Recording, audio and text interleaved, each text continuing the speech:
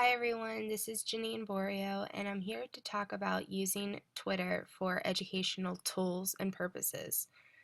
I just wanted to show the basic general parts of Twitter from my personal Twitter account.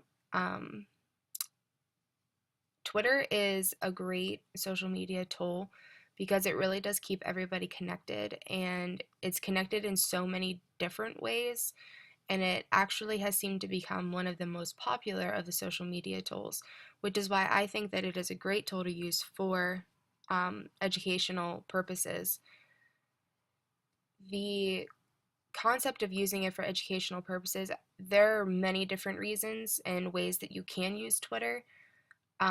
For the fact that it is one of the most popular social media sources, as well as it's easy to understand and it's easy to use, um, would be absolutely appealing, I think, to most people. I think barriers that could potentially come up would be that parents do not know how to use Twitter, or parents do not want their own children, the students, to be using Twitter, depending on the ages and things like that. But because of how popular it is growing, I think that if the school is willing to give um, information and to help the parents understand the essential purposes, um, and to set up boundaries for the students depending on ages and classes and things of that nature, would really definitely benefit.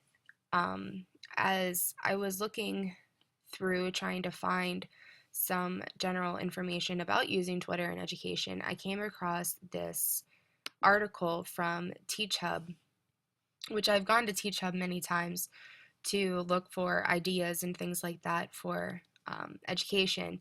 But this article by Samantha Miller has 50 different ways to use Twitter in the classroom for K to 12 teachers.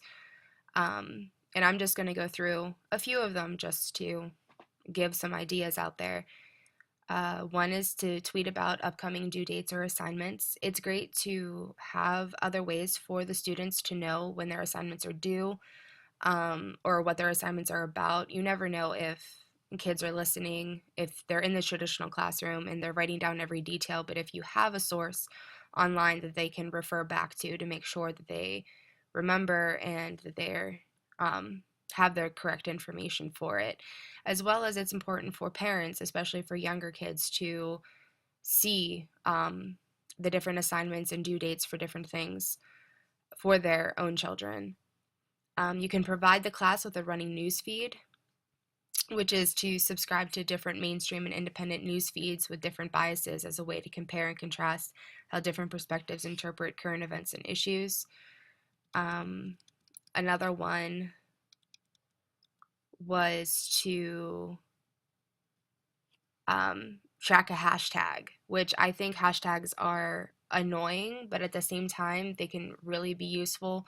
Um, if you use hashtags, I've had classes where you've had to use hashtags for specific classes that basically just created an entire different community where we could relate on certain things.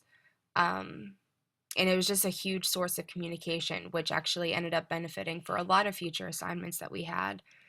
Um, you can write a story or a poem. It's interesting with Twitter that a negative side is that you only have a 140 character format for a Twitter post or a tweet. So you can do like a logging kind of poem, and it can be different parts, so you can have a student start it and then the next student have to go and continue on a story or a poem, things like that. And just, it's a creative way to have the students come up with different ways to enhance their creativity and their own imagination. um, you can take and share notes.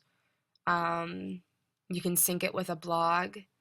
You can chat with professionals. You can reach out. You can talk to anyone if you reach out to people and just tweet at them and tag them in things. And you never know what could happen. So many celebrities and other professionals out there have contacted people because of a simple tweet that they've sent to them or tagged them in. Um, you can engage the parents, which I think is one of the most important aspects of using social media in the educational environments, which the article states that the parents of K 12 students interested in daily classroom activities can follow teacher tweets discussing some of the lessons learned and any progress on projects with one quick and handy trip to the dedicated Twitter feed. I think that's another part, is how quick and easy it is to get onto Twitter. You can follow Twitter everywhere you are. You can have it on your cell phone, you can have it on your computer, you can have it on a tablet, and you can constantly be checking it. And you can have notifications set up so things are sent to you if you are tagged in something, or if a certain um, source, is posting something and things like that. You can constantly be checking it. So it's not something that you have to wait until you get home that you can look at it and things like that. You can see it throughout the day, which I think in today's day and age where everyone is moving constantly, that is a definite benefit to it.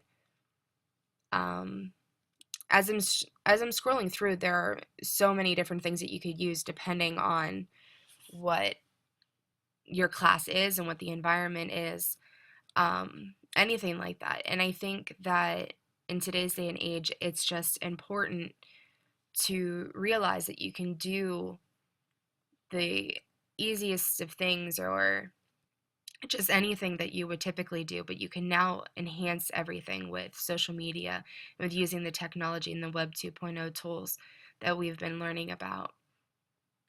So I'm just going to finish scrolling through this article, and I'm pretty much done with this vodcast, but I just wanted to say again how important and how great of an idea it is to use social media. And I think using Twitter in education is one of the greatest things that could potentially happen.